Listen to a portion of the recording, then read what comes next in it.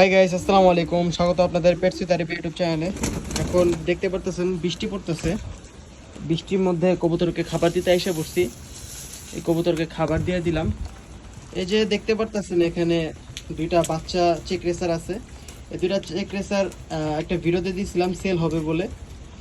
দুই ভদ্রলোক আমাকে অনেক জ্বালাজালি করার পরে মানে একজন নিবে না, আরেকজন নিবে, আরেকজন নিবে না, আরেকজন নিবে, এরকম কথা বলছে।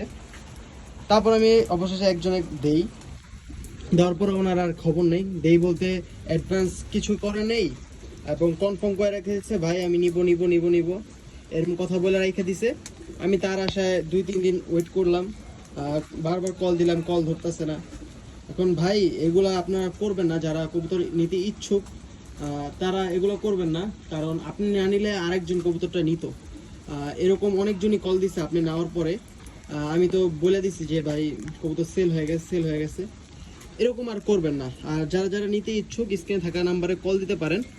আর একটা জিনিস দেখায় দিই, আপনারা যারা নতুন কবুতর পালক আছেন তারা এই ভুলটা করবেন না। যেহেতু এখন খুব বৃষ্টি পড়তেছে, কিছুক্ষণ আগে বৃষ্টি পড়া এই জায়গায় পানি জমে গেছে। এই পানি জমা থাকলে পানিগুলো রাখবেন না, কারণ এখান থেকে গ্যাস তৈরি হবে, তারপর কবুতরগুলো অসুস্থ হওয়া শুরু হবে। এগুলো করবেন না। আর যারা এই পানির পাত্রগুলো দেখতে পারতেছেন এগুলোর ভিতরে ওষুধ মিলানো আছে, এগুলা ময়লা ভাইবা ভুল করেন না। এরকম এরকম করে ময়লা রাখবেন না আপনাদের লফটে। তো এই তো আজকের জন্য এতটুকুই। দেখা হচ্ছে নেক্সট কোনো ভিডিওতে। তত পর্যন্ত ভালো থাকবেন, সুস্থ থাকবেন। আসসালামু আলাইকুম।